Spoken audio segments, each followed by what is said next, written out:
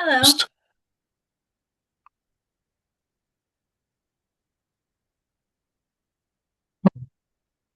Hi.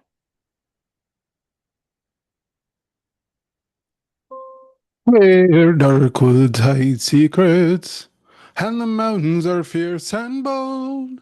Deep waters hold reflections of times from long ago. I would hear there every story, take hold of my own dreams.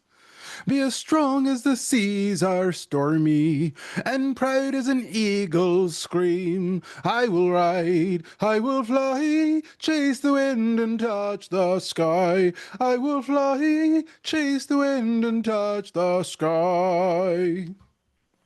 Yay. Na na na na na na na na. Beautiful. Yeah, apparently today I am the Black Irish. Outstanding. I'm into it. Yeah. Hmm.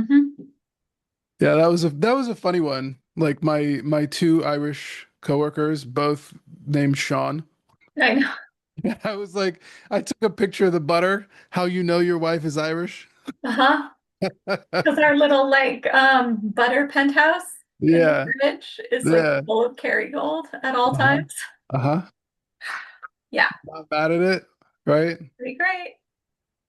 That's one of those little moments. Do you remember I said to you the other night, I was like, oh, I've never had nice things before. And now I have like magnesium gummy vitamins and a great blender. And I was like, so grateful and thrilled.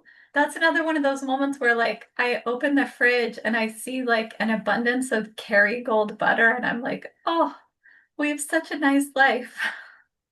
Yeah, And I'm so grateful. that's one of those things about being poor. It's like you appreciate shit because I remember when I was like that starving African child and it's like for just $5 a day you can feed a whole village and I was like bro I was eating off of $5 a day. That's Right? how I got good at budgeting was, Yeah. you know, I was on the broke boy budget. Right? Oh, I remember those top ramen days. Shit, you said top ramen. I was trying to get protein so I it know. was like tuna, tilapia, mafia, everything mafia, salmon over lobster. We don't even eat tilapia. Oh, so you have a rap about it. My big spends were like eggs and Uh-huh. sometimes ground beef. Yeah, and so you say ground beef, and I was like, oh man, I would have loved to have some beef. No, I bet. Yeah. But you could probably eat a pound of ground beef in like one sitting. I could make that last for like 4 days. Yup. Yeah. So I got on that like bulk, bulk beans, lentils, and then canned vegetables. Because I was Oh, also lentils, like that's a good one. I had just been an athlete, and so here I am trying to maintain 10% body fat, but I can't go. Oh God, man, that job was so terrible. I was working at this call center in southern Idaho, and like they were legally required to give us, a certain amount of break hours, but that meant you had 15-minute break that you could take 30 minutes worth of break and then you had a 30-minute lunch. So I would Mhm. take 15 minutes in the first half of the day, take my 30-minute lunch and then 15 minutes in the second half of the day. Mhm. And that 15 minutes was generally like a bathroom break and like a breather outside, Mhm. or because I didn't think I could get back in time, I would just like go into the break room and like stretch or, do some push-ups or something. Mhm. And that lunch break, I was like, I would eat in like 5 minutes, just inhale whatever food I had, because I had to nuke it. And then I would go outside because I didn't want to be in that building anymore. Mhm. Good God. Man, not the That, times. and that was like for fucking minimum wage in Nowheresville, Idaho. Good I God. also lived that, yeah. Well, and that's where you met your friend who you drew a picture of, right? Super Peacock. That's Yeah. right. That's where Super Yeah. Peacock was born. I also had a call center moment. I worked at West Teleservices in the outskirts of Reno, Nevada, and we Hmm. like an inbound credit card sales. So you know how you get those like, you're pre-approved in the mail, call this Hmm. number. Hmm. We took those calls. Um, that was not a great job, but they were open 24 hours a day. So I could finagle a 40-week schedule my senior year of high school and still do the spring musical while working Hmm. at the call center because I could move my hours around to get my 40, whenever I needed to. Nope.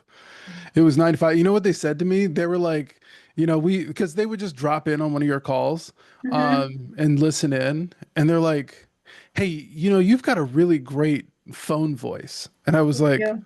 "Oh, thank you." And what is it? Chris Voss, the Never Split the Difference book, he calls it the radio DJ voice. And Yeah, so apparently I've got a pretty good radio DJ voice. you do. Um, because oh my God, people would just yell at me. And I'd be like, "Yes, ma'am. Okay. I'm sorry. We can remove you from our call list. Yes." Like, and this lady was just like, I like the phone ring, the phone picks up. Hello, and as soon as you hear that, then you start the script. "Hi, this is Nathan. I'm calling from a quality monitored line. I blah blah blah blah blah blah blah blah." And I was just like, and then she would like, "Listen, listen." And I imagine like this turkey, like, "Listen, listen, listen." And she Yep. was so mad. It's like, "You people keep calling me." Oh my God. And I was just like, "Ma'am, this is the first time I've particularly called. I've called you, but if you'd like us to remove you from our list, then I can go ahead and do that." Right? Happy to stop. "Yeah, you're gonna stop calling?" "Yes, ma'am. I'll take your number off of our list." "Oh, No okay, thanks." Oh. And I was like, "Oh God, this poor lady, man, she's about to have a heart attack just talking I to people on know. the phone because she can't stop the calls." Right. You know what, though? I bet you gave her a triumph to tell all her girlfriends at the water cooler the next day. I got them to take me off the list. I yelled, and this young man had to do, he finally gave, you know what I mean? Uh-huh. You probably gave her a great triumph story. Yeah. "Can't stop the shining." Oh God, what is it? How does that go? "Can't stop the shining. You looking at my watch, but my mom's really the diamond." Oh my God. What is that? What is that? Oh, it's when you're rolling to the carnival, anything can happen. What? Say what? Anything can happen. Um, oh God. "Feel this composition. I wrote it in the tub. First thing I did is went to the pub to kill it with worm, lemon, salt, and no rocks. Cause when it hits my chest, it got to be hot." Ha, ha. Stop. Clef, can I rock? "Get out the bathroom. Let me go again from the top. Feel this composition. I wrote it in the tub. First thing I did was went to the pub to kill it with worm, lemon, salt, and no rocks. Cause when it hits my chest, it got to be hot. Stop. Clef, can I rock? I like to give a shout out to my people on the block." Yay! I love Wyclef. Yeah. I love it. Oh, "Radio my platoon, my infrared zoom. Sleeping with the bride, even though I ain't the groom. Your husband assume, come back with his goons. Pick me up on your way to your honeymoon.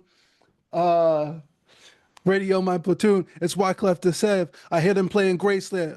Elvis, they on their way to Graceland, but they don't scare me. I'm in the trunk. I ain't sorry. Natural born killer who slept with the enemy. Think what should I do? What would 007 do? I pulled a bomb from my shoe and exploded the trunk. I woke up half drunk, overlooked by a bunch of gypsies with a bag of skunk.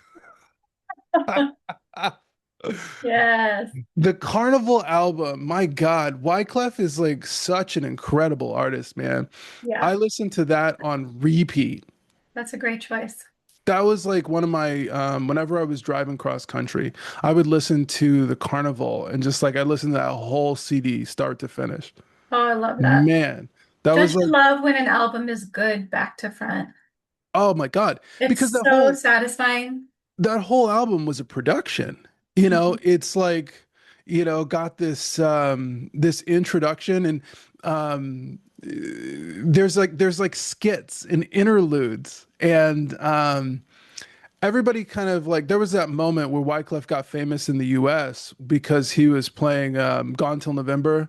So Mhm. I'll be gone till November. Said I'll be gone till November. I'll be gone till November. You know, um, January, February, March, April, May. I see you crying, but girl, I can't stay. I'll be gone till November. I'll be gone till November. And give a kiss to my mother. Yeah, so that song came out and it was like really popular for a minute. But I got that CD and he plays this sort of like orchestral da da dum ya da dum ya mi dum bium, and it's like this beautiful like legato and he's talking over it and soldiers light us another yard tonight. Like it was ladies, hide your purses, close the bar down because we are coming to rob you. Like it was just this whole production, and then Wyclef is getting arrested, and then they go to the court, and he's got like the court case, and he's like, "I didn't do it, Your Honor, I didn't do it." So, and it's like this whole court case the whole way through, and then he just plays all these tracks, um, I love it. and his lyrics are so clever. Hmm. Yeah. So talented. He's And he one of sings in the, French and Spanish. I love, I Oh love my it. God. Yeah, Oh my so God. good. Showed up on So good. Ari outside, Oh yeah, that was great. right? Yeah, Yeah. that was great. That was And we great. played the Tiny Desk concert for the boys. Hmm. Hmm. Oh, so good. We love Sorry, you, I Micah. complete Let's hang what? out. I Yeah, said, right. I completely just derailed our entire podcast because I'm singing like tunes. I'm here for it. We could do a karaoke hour, but maybe not on a migraine day. Yeah, I want sorry. so no, you can sing. It's just me. Every word that comes out of my mouth is like vibrating in this side of my head, and I want so bad to just like turn off every light and stop the input. But I love like hanging out with you, and I've been looking forward to this all day. But if I'm a little quiet, it's just because it's like won't stop ringing. Okay, well, how about I put on my radio DJ voice? Hey, Oh, Mr. DJ, turn the record on. In my beanie. you I don't can remember how that soothe song me goes. with your dulcet tones. Yes, that. Mm-hmm. Um, but oh God, the first line that I have on here on our notes: vulnerability will not get you laid. Take it away, Boo Okay, Dad. okay. So getting into it. Um, we had this conversation about persona versus identity, right? Mhm. And I've been, doing a lot of work on branding and marketing lately. So, it's top of mind. I'm reading all these books on UX and UX design because I really love it. And I think about right like product design, engineering. On the sort of tech triangle. I call it the bow tie. And then on the other half, you have, product sales and support. And it makes sort of like an infinity, right? Because Mhm. product, makes the design, engineers it, and then spits it out to marketing and then sales takes it to the market, and then the market gives you the feedback, and then that improves the product, and then you whoop whoop whoop, and you do it again, right? And it's like a figure eight, right?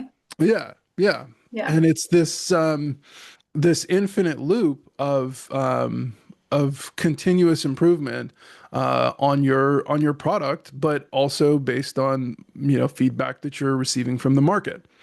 And so when you think of a brand, right, the brand is part of the design and it's part of the sales component, right? Because you want to say, okay, let's make this brand that resonates with this particular audience. Well, one of the things that people aren't necessarily thinking about in a household context is that you are a brand. And what your brand is, whether intentional or not, and I would argue most people are not very intentional about their brand, it's your persona. It's the part of you that you show to other people. Now, what I've defined as authenticity is when your identity, who you are on the inside, aligns with your persona, who other people perceive you as. So when we think about, oh, well, this person is very authentic, we tend to be like, oh, wow, you can tell that that's who they are. And I think that this is increasingly important in the modern era because I call it the age of charlatanry. Because what's happened is people have discovered this with branding and behavioral economics. I was like really into those freakonomics and thinking fast, thinking slow, nudge, Daniel Kahneman, Richard Thaler, like those guys who are really pioneering, I would say, or developing. And Dan Ariely, predictably irrational. Like I was really into those guys' books because they were talking about research on behavioral economics, basically saying economics is the study of choice, right? And so behavioral economics is like applied marketing, right? You could say that marketing is applied economics, but behavioral economics is essentially creating the decision architecture to encourage certain behaviors. And when you put billions and billions of marketing dollars behind that stuff, it's like a gorilla punching a baby, you know? And, I talked to Jim about this once upon a time, and he's like, oh, those idiots, they're just being, doing this stuff because the internet told them to. And I was like, Jim, look at this, man. Like, this is bad parenting. And I was like, it's not always bad parenting. What you have is you have $1 billion apparatus, billions of dollars of Yeah. marketing budget that's going into identifying exactly what triggers your child needs in order to sell them shit to sell you, right? What did I tell? I told our little worm boy, I told him that he was practically a salesperson for Sega with all of the Sonic the Hedgehog updates that I would receive. He's like, Mhm. oh, by the way, there's this new Sonic product coming out. And then he would tell me all about it. And I was like, my guy, you are a fucking commercial right now, right? He was And so obsessed. that's what is it? That was one of the things that I was learning when I was looking at sort of the history of marketing and advertisement. And I don't know, like if you remember these, but like I would watch like the Flintstones and before like I watched them in color, but apparently when they were like black and white OG Flintstones, they would have like cigarette ads and Oh, like, I'm not surprised. oh my God. And they were shameless about their product placement, just Oh, fucking yeah. shameless. Just do it up. And so what happened in the 80s was parents started complaining, like, hey, don't be selling cigarettes to my kids. You know what I mean? And so instead, what they started doing was PSAs. And that's when you get like the early 90s and like the Planeteers or whatever. Mhm. And I just remember thinking about this as Recycle. Yeah. cartoons. Yeah. Yeah. And like the Dare dog Oh, yeah. and Mhm. And and so, who is the forest fire bear? oh my God, Smokey the Bear. Smokey the Bear, Smokey the right? Bear. Only you Only can you. prevent forest fires, Yeah. right? Oh, yeah. So this whole thing about, where do you put your product placement? And ultimately cartoons were like the artist is like, oh, finally, cartooning is an art form. And it's like, nah, fool. Cartoons were just a delivery mechanism for commercials. And, how did you manage to get ketchup into people's houses? I don't know if you remember that mustard, like all mustard, used to just be in jars. I did not remember that. Okay, so apparently mustard used to be in jars. I didn't know ketchup was a jar thing, but if you think about it, most people didn't use plastic until Yeah, the 90s. There was a true. lot of like plastics as an industry didn't develop until the 80s and 90s, right? Yeah. Because there wasn't as much of a need for it. Everybody would do things in metal and glass, right? Hmm. And then it's like, oh, well, plastic is cheaper. Shit, let's get on that, right? Hmm. And so when you look at why certain decisions have been made, it's generally like something is cheaper, or more efficient or sells better. And what parents or what the food industry was trying to do or figure out, and I'm, hodgepodging this from uh, a couple of the nutrition books that I've read, but also like, oh, there's a book called like Salt, Sugar, Fat, and it was how our dietary conditions changed. And this other book by what was it, Dan Lustig, I think, was the salt, sugar, fat guy, and Nina Teicholz was doing Big Fat Surprise, and she was evaluating this study that created the modern food pyramid, right? With like bread at the bottom, and then like fish, and then whatever Fruits and fruits and vegetables vegetables and at the top. Yeah, the food pyramid. yeah. And so this all came from this guy like Ansel Keys, who had um, basically cherry picked data in order to get his study funded. And then he like torpedoed some other guy's career who was really into epidemiology. And Oh so my that God. subject didn't like resurface for like 30 years, 40 years. So like, Food pyramid drama. I didn't know. right. And then, this whole thing about the Mediterranean diet and like people being so healthy, on the Mediterranean diet, only eating fish and no red meat. And it's like he studied these people in Crete during Lent. So you study a bunch of Catholics when they're literally not eating red meat and then say red meat is bad. That's not very good science, That's a very curated sample. right? And so then the entire, food industry is like, great, let's make more grains. Um, and you look at, oh my God, what was it in Africa? And they were trying to fatten up their soldiers because you had these like Kenyans and Ethiopians who, like, there's a reason that they're such good distance runners is because this is the sports gene now. So you've got narrower ankles and wrists, which means that you lose heat from your body. You disperse heat from your body, which is why women tend to have cold feet, and cold hands at night that touch you and freeze the shit out of you. hmm And it's literally for walking long distances in the heat to dissipate that heat, which is one of the big advantages for humans as hunter-gatherers, is that we're able to Nature? travel for long periods of time, because we can dissipate our heat without panting, right?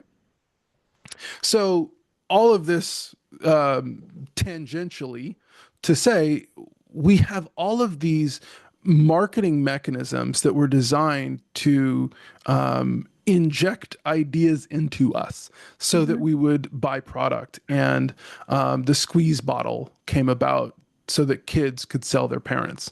Um, Right, ketchup and mustard. yeah, yeah. And so, now coming back to it, I was having this conversation with Jim, and Jim was like, Ma, the parents just need to be better about disciplining their kids. And it's like, no, what the parent has is a full-time job, and they don't, have the ability to just be monitoring everything that their kid is watching. And Hmm. the marketing departments know this, and so they're going to make your kid McDonald's, McDonald's, McDonald's. You know what I mean? Like they're going to Hmm. turn your kid into a sales alert, a pop-up, if you will. And every time that kid gets triggered by whatever that marketing material is, then they're now going to pitch the parent, because there's the user, and then there's the end consumer, and then there's the customer. And because the kid is the end consumer and the parent is the customer, well, shit, if you're the kind of parent who's giving your kid a bunch of stuff, they got you. They got you, Totally. fam. Hmm. Because, all things being equal, people would rather do business with their friends. All things being not so equal, people would still rather do business with their friends. And well, if the person that you're doing business with is your kid, oh, I'm a bad parent if I don't get McDonald's. I'm a bad parent if I don't buy this video game, right? Hmm. Nah, fool. That's just the marketing. So, branding is essentially trying to hijack your um, uh, your need for belonging. And so it is trying to hijack trust. And the charlatan era, see how we went full circle? We So do. the charlatan era that we're in is people found a better way to counterfeit trust. Yikes. Yeah. So this is what AI slop is. This is what the internet trash is. Like all of this stuff is just counterfeit rather than legal tender because people have decided to, or people have gotten really, really good at industrial strength persona management. I'm going to show you what you want to see, right? Not what I actually am, which Hmm. gets us to vulnerability.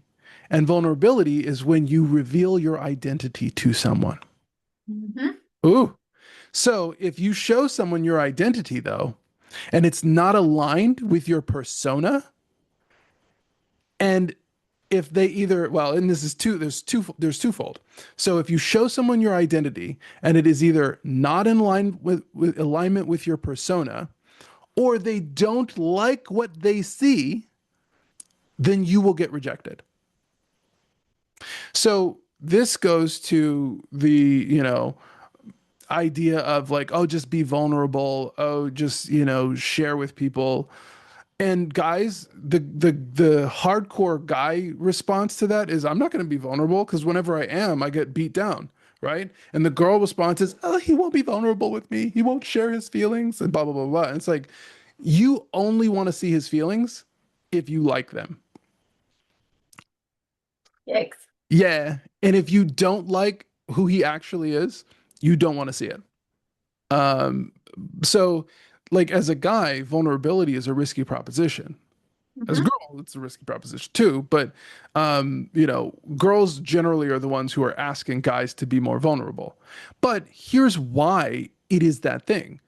It's a test because, if a girl likes you and she wants to know, like, oh, am I liking your persona or am I liking your identity? Then she's going to want to test to make sure that your identity matches your persona and you are authentic, Hmm. right? And so those authenticity tests are why you're failing the vulnerability check. Hmm. Yeah. Vulnerability won't get you laid. A good persona will, but you have to be an excellent liar if your persona and your identity don't align. Hmm. Yeah. And that's a whole nother game. Yeah. So here's the rub, right? This is why I say focus on character development rather than charisma, because character development makes it more likely that your identity will be something that somebody else actually likes. I Hey. say that, but most people are really bad at determining mate selection because they eat dessert first instead of saying here are the must-haves, right, here are the should-haves, here are the could-haves. They're like, I want the could-haves, I want the sprinkly bits, Mhm. I want the whipped cream, I want the frosting. I want the cherry on top. They want the cherry, and then they didn't eat the cake.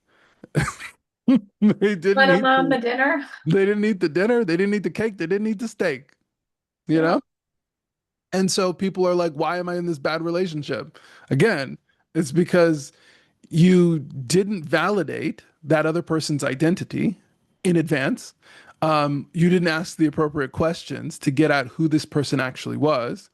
And you just chose the tasty bits. Hmm.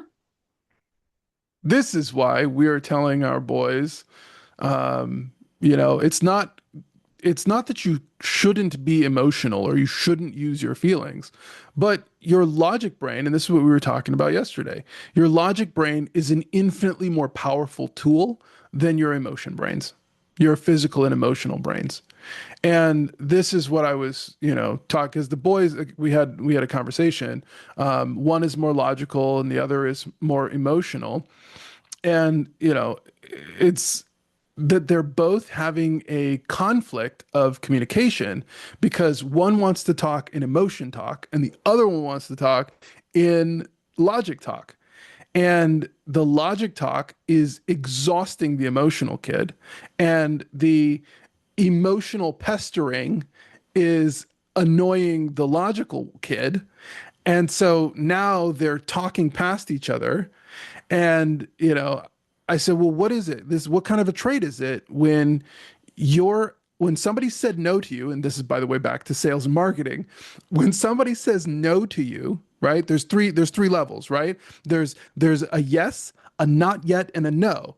And the yes is BANT, budget authority, need, and timing. The not yet is ban, budget authority, and need. And then the no is BAT, budget authority, timing, right? So if you don't need the shit, that's a no. Stop it. Stop it. Mhm. Right?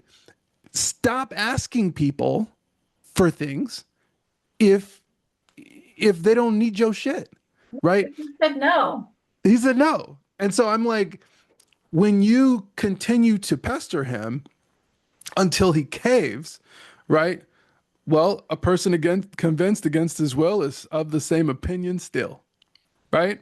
So that's bad sales. Bad sales is trying to convince somebody to buy some shit that they don't need or can't afford, right? And if it's a not yet, okay, great, come back later. I got plenty of other people to talk to. Hmm. Yeah. Hmm. So I said, what is it when you take something from somebody but you don't give anything back? And he's like, well, that's stealing. And I was like, so why are you stealing from your brother, son? Right. Right? Why am I feisty today? You are. I like it. You're That's you riled know what up. it is. It's because my back is feeling better, and I'm like excited Oh, to. I didn't get my good workout on Friday. We just like went for a walk while I was like, oh, I'm sore. yeah. And so now that I'm like, oh, I haven't like worked out really hard. Like I haven't gotten a good lather, you know? And so tomorrow is a workout day, and I'm like just really ready to fucking grind. Hmm. Anyway, um, so the other thing is, so then I go and we're grocery shopping, with eldest here, and he is telling me about, like, well, I get really frustrated when I'm talking to him and this and that, and I said, well, have you ever considered it from his perspective? Oh. Have you thought about what he might be thinking or feeling? Oh, well, we talked about how he like will try to convince me of something, and I was like, yes, you're still thinking from your perspective. And it took him a minute. We're going through the grocery store, and he's like, his wheels are turning, and I was just like, it's hard for you to think like he thinks, isn't it? And he's like, yeah, it really is. And I was like, yeah, okay. So here's the thing, right? He is so emotion driven. He's so feelings oriented that, you know, he only really responds to intimidation because that's the only feeling that will make him stop the behavior. You're trying to appeal to him with logic, and he didn't have that kind of logic, man. He didn't have as many books in his mental library as you do. So he doesn't have the And none of your lexicon. logic is going to make him want the thing he wants less. Yup. Yup. And so I said, one of you has got to learn the other's language, right? One of you has to learn how to speak the other language, or somebody's got to translate, right? Yeah. And it's usually me when I hear the two of you fighting and it's bothering me because I'm doing something and I'm like, what is this noise? Right? And then I come down and then I'm just like, you, this, you, that, stop it. Yeah. Right? So that conversation ends up happening because, usually the younger is pestering the elder, and I can't get these dummies to speak the same language or think from the other perspective, right? And the worm, he can't. It's not a won't, but a can't, right? If it's a don't, it's a won't or a can't. And in his case, it's a can't. He can't conceptualize what you know because he doesn't have the same knowledge. He doesn't have the same lexicon. And so you're basically talking to him and you're talking over his head and you can power over him because you're bigger and you're smarter and you can beat him in a fight. And so he's looking for anything that he can possibly do to get a win. And so the only way he can win against you is to steal from you. But meanwhile, every time you dominate him with your logic and make him feel stupid, now he's like, oh man, I already feel weak because I can't get the thing that I want. And now you're lording it over me. And now I'm mad at you. And now I don't care what you want. I'm going to take mine. Yeah. So you're both playing win lose games. Yeah. Welcome to real life, young children. Yeah. Hmm. Yeah. Um, so, And I'd like to point out yes. adults do that same behavior all the time and don't have the vocabulary to explain what's actually going on the way that you just did.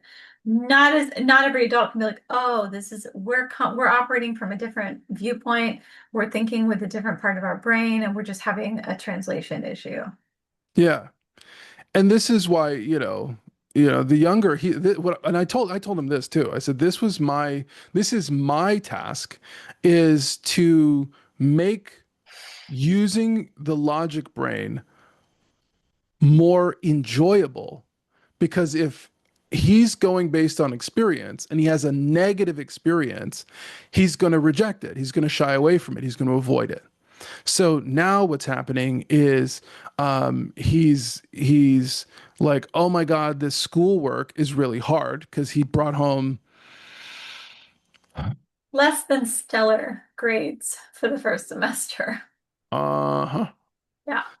And after all of that work, it's not that he can't, right? It's not that he doesn't know how to do it because I've watched that boy do math. I made that boy do a lot of fucking math. And he's getting writing practice, all the time because I'm forcing him to write it down. Hmm. But what he's struggling with is focus. He's struggling with, time management. He's struggling with eliminating distractions because his emotional brain is telling him, "Oh, things. I want things. I want things." Right? Good for me now, now. Right? And we had this conversation about, your three brains. But then I said, well, what is the thing that is actually you? Are you your logic brain? Are you your emotion brain? Are you your physical brain? And he was like, no, no, no. What am I? Where am I? Who am I? You know what I mean? Like, I saw that look of just like broke his brain that he like blue screened. Yeah. And then, like, when his system fucking reboot, he was like, is that my soul? I was like, there you go. Okay. Yeah, we'll go with that. We'll go with your soul, or your will, whatever you want to call it. Right. And so, can you hold your breath? Yeah. Oh, so you can control your physical body, can't you? Yeah. Okay. Close your eyes. Okay. Yeah. Think about a blue elephant. Yep. Yep. Think about Tanjiro. Yep. Yep. Yep. Think about Goku on a cloud eating a bowl of rice. Yep, yep, yep, yep, yep, yep, yep. And I was like, look at that. You just controlled your mind too. What? You know what I mean? So, by directing your will and becoming the leader of your brain systems, your brain and body, your body mind, right? Now what you have is this capacity to grow it, to train it. And I said, this is basically what I do is I treat my body like a dog because it is. It just says, "Oh, I want food." Yeah, yeah, yeah, yeah, yeah. Food, food. And I'm like, "Okay, now do this first and then you get the treat." And I'm like, "Oh, yeah, yeah, yeah, yeah, yeah. Do the work, do the work, do the work, get the treat, treat, treat, treat, treat, treat, treat." And that's my own body. Yeah. I'm a total fucking meathead. And so like I just gotta direct my will to tell my meathead body to do stuff for its future self because it won't do it by itself. Mhm, mhm, mhm. And I said, that's what you guys gotta learn. You gotta learn how to train your dragons. That's what we Yeah. do all day at the dragon's den. Right. Ignis. Yes. Um, so things people don't know how to teach their kids, right? And what did I tell the worm? And by the way, this is the boys have upgraded. So the youngest is now a worm, WYRM. He's not like a earthworm Jim. He's a Um, worm with wings. right, we got Worm and Drake. Drake is not the singer Drake who apparently sings other people's songs. Ooh, gentle. um, but those are the new graduations. Neither of them have wings. One slithers, one walks. But they are Eventually, adorable. eventually they will fly. Hmm. Chase the wind and touch the sky. Oh, see, full Um, circle. so so when we got the report card, and I was, let's say, mildly displeased. Let's go with that. Um, Oh, yeah. And I said, okay, so what happened to your planner, your week planner?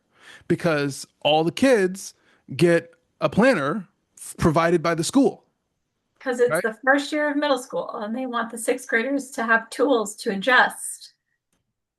Right? And so um I was like, why didn't you bring it to this meeting at our Kid Connect meetings? And he said, oh, let me go get it. And he's like, which one do you want? I was like, You have dude, two. which one you got writing in? Bring them both, bring them all. Yeah. Right?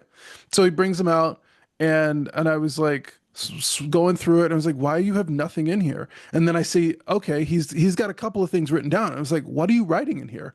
He's like, well, I had this class and it was like this, and I was like, do you know what you have to do? Well, no. And I said, okay, this is how you create a task, right?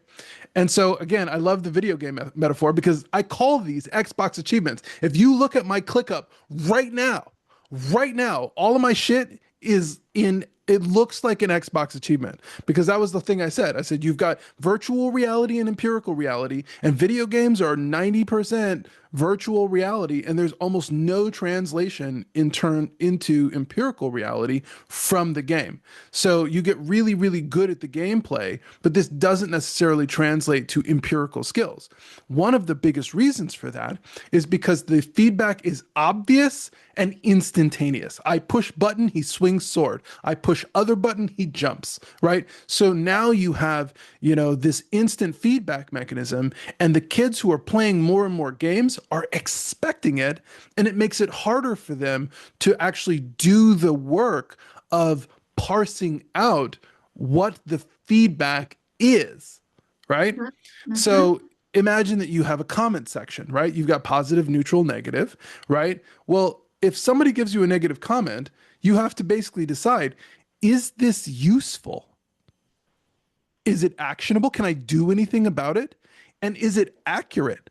Right? If you just ask those two questions whenever somebody says something negative to you, is this actionable and is it accurate? If it's not accurate, who gives a fuck? Right? So Move somebody on. else is just telling you some bullshit. Hmm. Sorry, I will not have it. I will not listen to you. Right? And then two, is it actionable? Okay, this is accurate, but is there anything I can actually do about it? And if the answer is no, sorry, Gilly. Sorry. Right? So Uh-huh. now you've got to say, okay, cool. I'm getting feedback. And if you use that feedback to, again, this is the product, right? Just look at that as customer service, right? The customer support is the feedback mechanism that helps you improve your product. And if Hmm. you stop listening to feedback, oh shit, you stop improving your product. And that's what one of the boys brought home a Coke, and I said, "You drinking that death water in my house?" Um, God. So fun. Right? And then I told him about like sugar and caffeine, and that caffeine is not actually giving you energy, it is just blunting your ability to perceive fatigue. Yeah. So now what you have is sugar, which is going to spike your insulin when you drink it and then crash your insulin as soon as it's out of your system because your system's Perfect. just burned through that shit, right? Perfect. Right? And so now you're like, oh, I'm lethargic. And so you take another sip. Wow, crash. Another sip. Wow, crash. And so now you're having this roller coaster experience while you drink your Coke, and you're like, I want salty. And then you go and you eat your Cheetos, and right now Right? you got the Cheetos and you lick the Cheetos off of your fingers, and you got that Coke in your body, and you're like, oh my God, this is great. And you're like, woo, woo, woo, woo, woo, woo. And All over then the place. when all of that caffeine floods it like burns its way out of your system, you're like, Hmm. fuck, I feel Right? You terrible. feel like trash. You feel like trash. And it's like, well, why do you feel like trash? Is because Mm. you've just been on a fucking roller coaster and your body or your brain was basically not telling you because the food short-circuited your feedback mechanism. Messed you right up. Yo, so Yeah. this is why people sell painkillers, right? So, okay, we got painkillers, vitamins, and cures. Okay.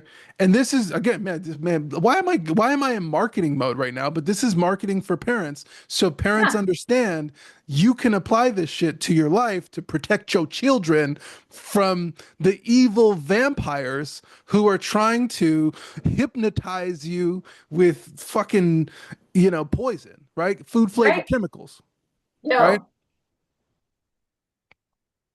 So here's the thing. Most people don't want vitamins. You want to know who wants vitamins? I don't know. People who like to work out. Yup. This guy. Oh man, this is the one day I'm not wearing short sleeves. I know. So, so basically, it's gym bros and yoga hosts. Those are the two people who buy vitamins. And if you ain't one of them, sorry.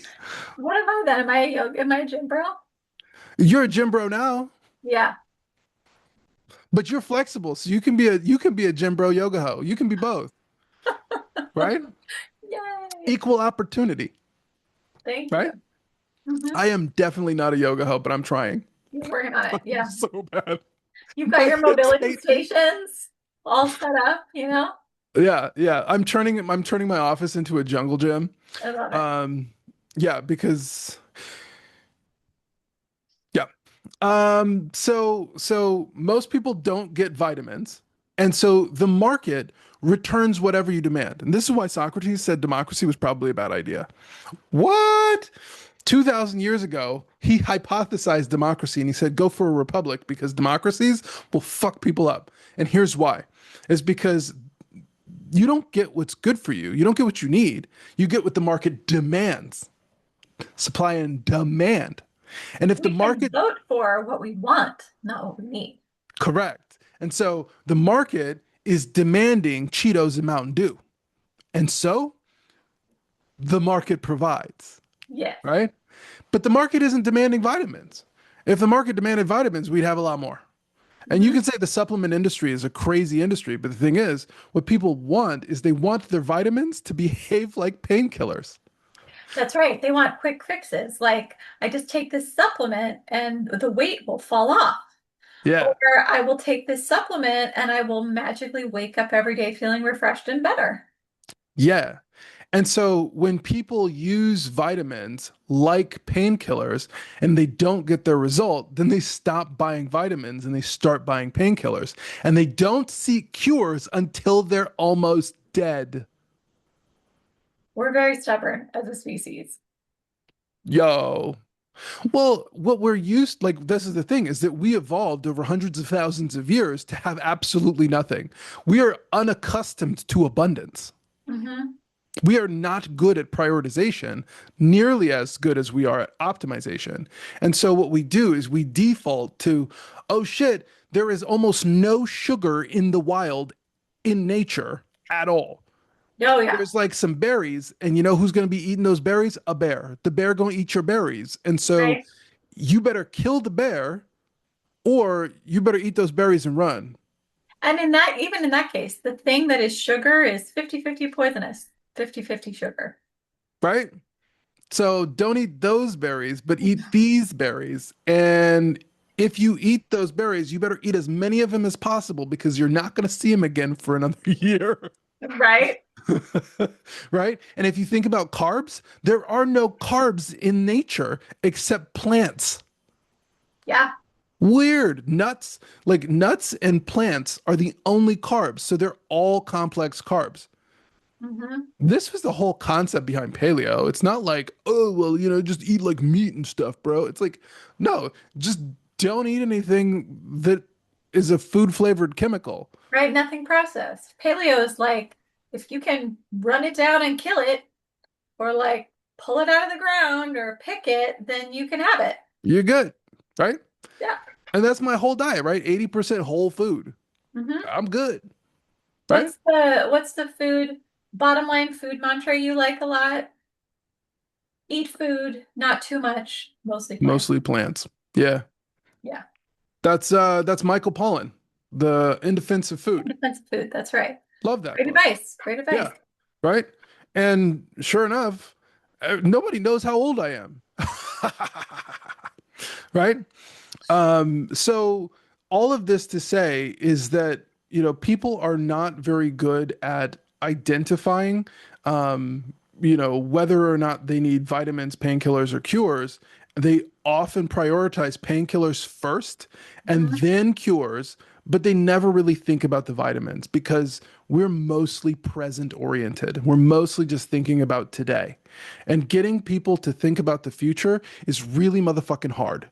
And so a lot of parents don't know to teach their kids how to do a simple task, such as creating a task, right? Defeat 50 ninjas in 20 minutes, right? That's a clear goal, right? How will you know that you have accomplished it? Because them ninjas is dead. Mhm. They're 50 bodies on the ground, right? Collect trophies. Um, right? So you turn that kill quest into a collect quest, right? Yeah. Yes. And so I said, okay, start with a verb. And then why is it a verb? Because it's an action that you're going to take, right? So I walked him through my to-do list, right? Create report, build dashboard, produce Right. ad Thesis, hoc. whatever. Yeah. Right, thesis. Yeah, exactly. So now it's this thing, and then I also add like a quantity and a condition. So, and I'm really granular. I like to get my checklist because if I don't understand what I'm supposed to do next, then I'm just like, checklist, motherfuckers. So I have to like make it really, really granular. And I learned this actually from depression. If you're struggling to get out of bed, then that's your goal. Wake up. Okay, I'm awake. Get out of bed. Oh, fuck. Yeah. Roll onto your side. Okay, I'm gonna roll onto my Right? side. Put your contact lenses in. Oh, fuck. All right, fuck. Now I can see. I can see how much I hate the world. Right? Like, swing your feet off to the side. You're like, I've seen enough. The glasses come off. Right? So Right. like when you're in a fucked up place, you got to get real granular on your checklist, on your to-do list. And Mhm. so like And you done every did, step is a triumph. You know what right? I You mean? did 10 steps just to get downstairs and put food in your body. Amazing.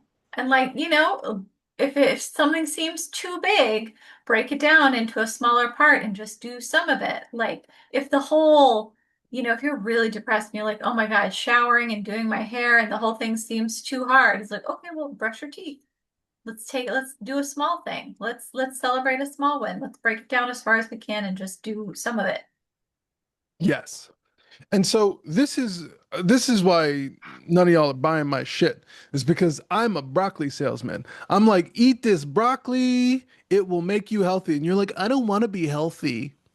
I want to be happy. And it's like they're not mutually exclusive. You You will know be this, happy if you right? are healthier. Right? And And so that's it's like, another I don't thing. want vitamins. I know they just want painkillers. And that's the part of the problem is that most people are skipping part of the loop. So the same way you were talking about marketing and there's like feedback from the customers and then you improve the product and then you change the marketing to highlight the improvements and then you get more feedback. But if the Hmm. feedback mechanism is turned off, you're missing a stage in the loop. And Yes. most people use what you said. They go for the painkillers. And then if it gets really dire, they search for the cure. And then once they get that cure, instead of getting into vitamins and doing the preventative of future problems that create the need for painkillers and cures, they just go right back into the loop of waiting for the next symptom. And then they're back in the painkiller problem. Do you know what this is? What movie What is this it? is? No, what is it? It's Doctor Strange. I don't understand. And I know that movie. Doctor Strange has this like beautiful woman who is trying to like care about him, care for him, work with him, and he's like registered that she is the only other competent person in his vicinity, right? And yet he's like causing all of this, like he's healing people, sure, but then everything else in his vicinity, everything in his vortex just hates him, right? It's He's a lot of creating all collateral of this damage. terrible stuff, and then what happens? He becomes horribly injured, right? Oh, now I have a problem. And then he's like, well, I need to cure it. I need to fix it. And I was like, bro, that isn't the problem that you needed to fix. You needed to fix your ego, sir. Right? And if you had eaten the vitamins that lovely doctor lady was trying to give you, right, you would have not had this problem, True story. right? Hmm. But then, he wouldn't have been a super mage. So, I know. supreme Yeah, sorcerer. that's right. Sorcerer Supreme. Hello, can I hi, welcome. Let me take your order. Can I have a sorcerer supreme, please? Do you want any fries with that? No, no thanks. Right. Oh my gosh. Right? But I will have an eye of Agamotto. Right. I'll take a side of time stone. So I take a side of time, right? Because it's going to buy me more of my Yeah. future, right? Right. Yeah. Yeah. And that is the thing. I want money to enjoy more of my time. Yes. I don't want money for shit. Like I don't need shit. I'm actually actively trying to get rid of all of the shit. I know. I know. I know.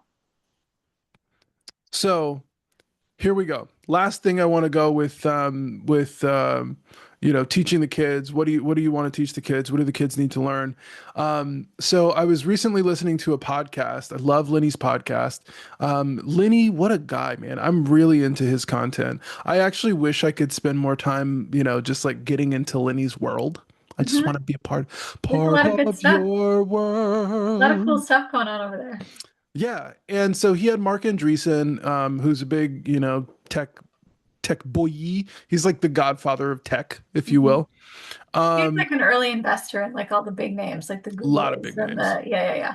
Yeah. So he's on this thing and they're talking about the future and they go off on this thing about like, well, what should we teach our kids, about the future and AI and technology? And I said, oh, this is a great topic. I sent it to my homeboy. And I was like, okay, well, what does he have to say? And you know what he's saying? All of the shit that we doing. The Validation, Godfather expert validation. done seen it. I be done seen about everything when I see an alien fly. Sure. Yeah. Sure. Um, an AI fly.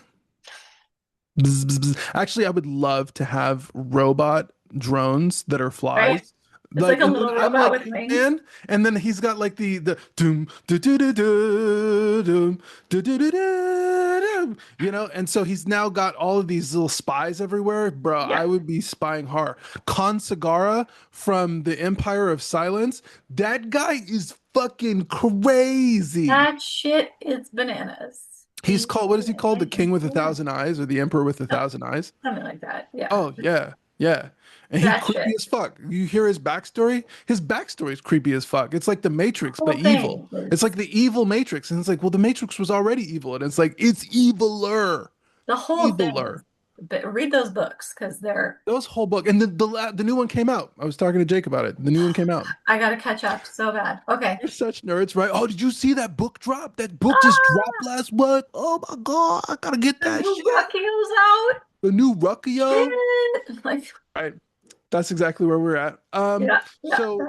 what Mark Andreessen talked about was something that I've known for a long time, the Bloom to Sigma effect, which is basically looking at three modes of learning, which is classroom learning, mastery learning, which is leveling up, and then one-on-one tutoring or mentoring.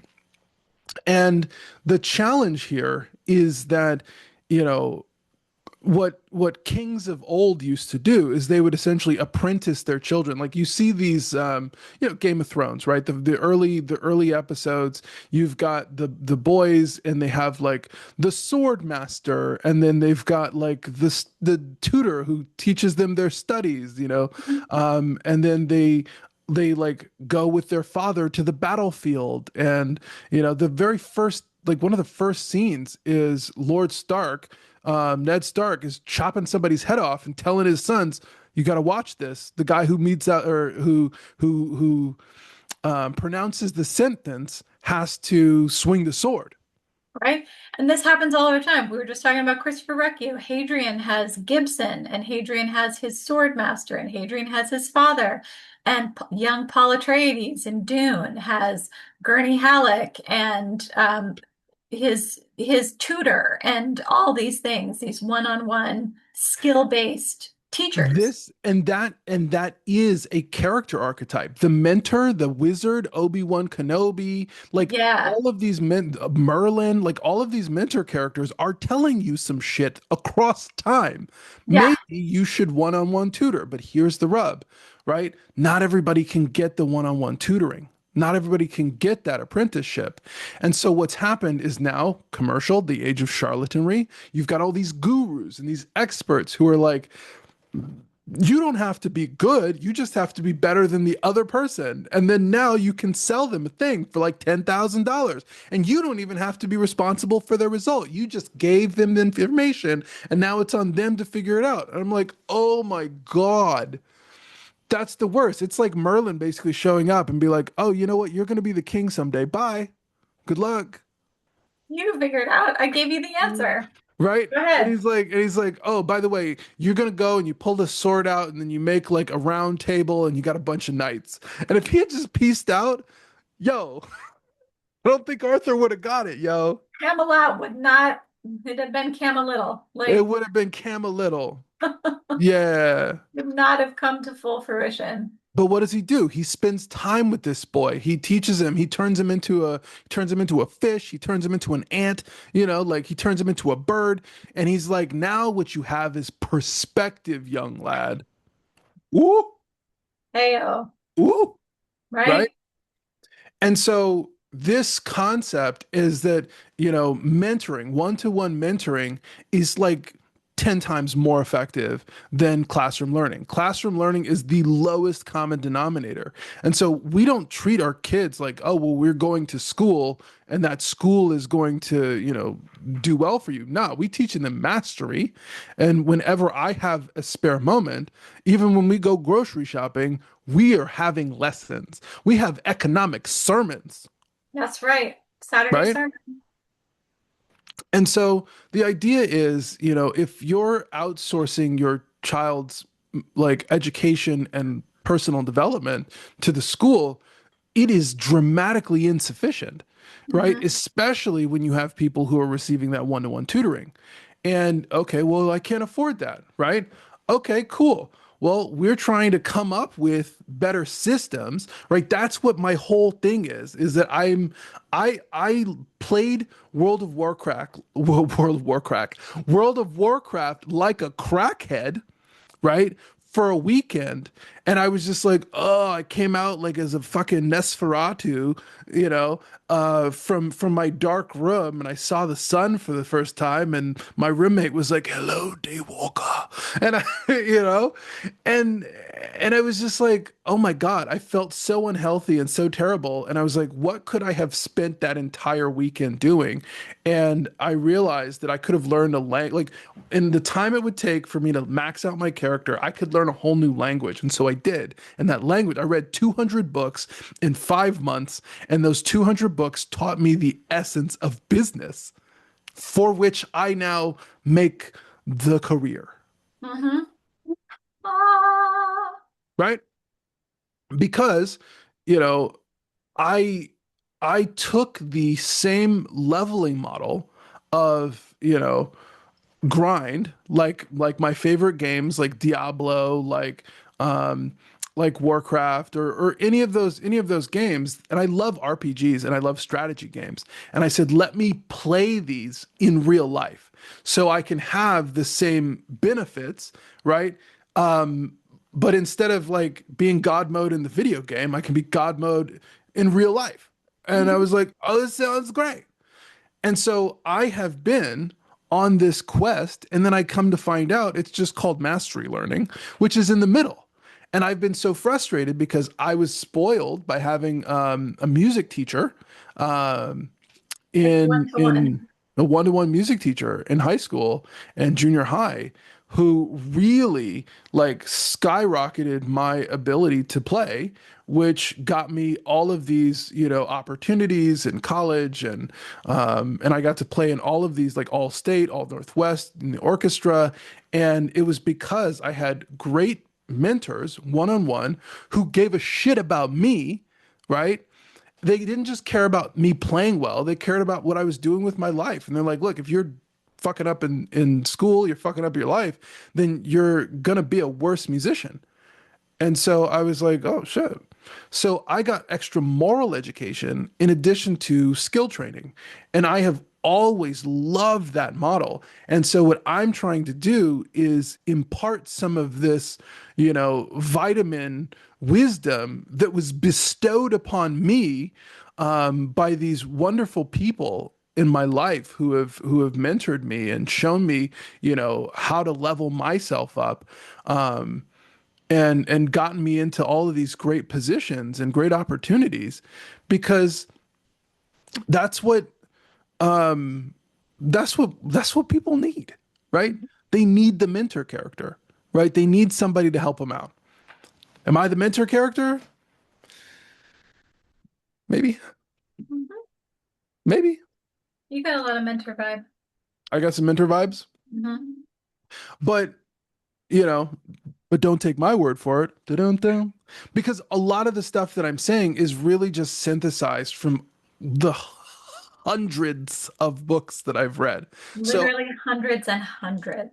my mental library is constantly trying to synthesize this stuff and put it into frameworks and put it into words that normal human people can understand. And I think I'm all right, right? But a picture's worth 1,000 words, which is why I'm always drawing pictures, which is why I was late today because I was doing a data model for this, really ridiculous, convoluted, multi-system report that I've got to create, and nobody on the sales team understands just how hard this shit is because we have no connectors to these source systems, No.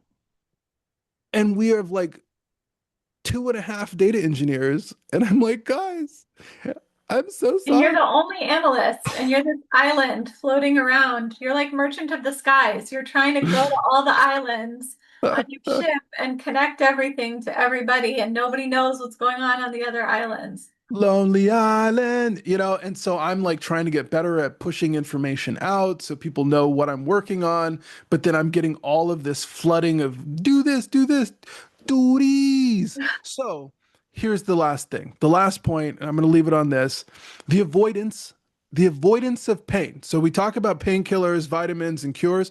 The avoidance of pain is crippling.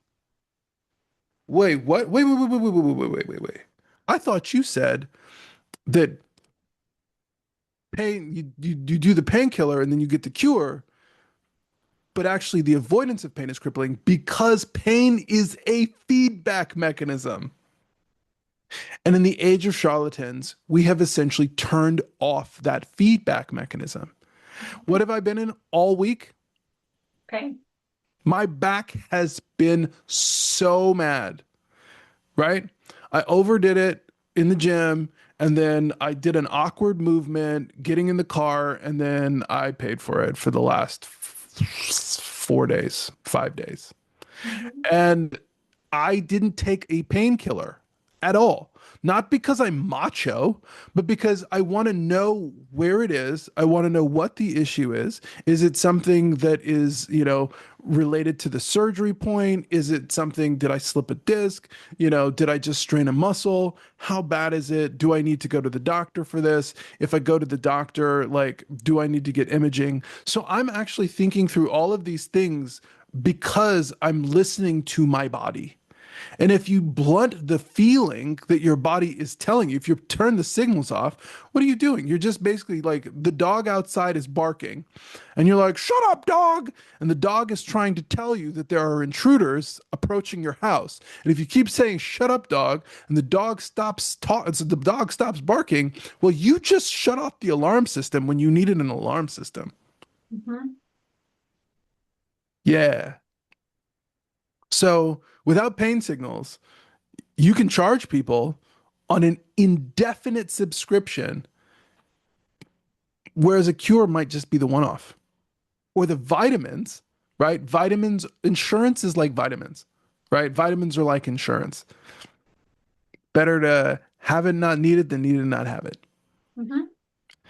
And so the challenge with vitamins is that you can't immediately see the feedback. Mhm. That's why people don't do vitamins. Yeah.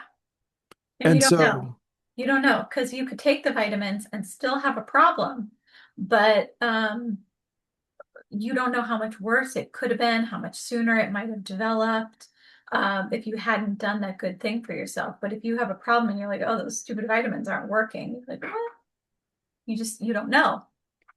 right. And what was Bullet Train? Man, we got so many references today. You never know what worse fate your bad luck has saved you from. So real. And so this is one of the things about why like the special forces operators generally don't like to be in public is because they prevented something that would have been really, really terrible. However, that thing that they prevented, you don't have to think about. And that's why they're there. Hmm. They do that job so that you don't have to, sleep in fear. Hmm. And yet we're doing it to ourselves. We are manifesting nightmares into the future by not taking our vitamins. Right? Isn't that it's one of the things Tony Robbins says is that people are more likely to do something to move away from fear and pain than to move towards a potential success. Yeah. And people are like, oh, well, is this the difference between like pleasure and fulfillment? And I'm like, not really. You know, it's just, are you investing in your future? Are you Hmm. investing in your future financially? Are you investing in your future physically? Are you investing in your future with the relationships that you have? Are Hmm. you investing in your future with your kids? Are you investing in your genes' future? Are you investing in the future of the society that your kids are going to grow up into? And if you're not, bitch, you need some broccoli.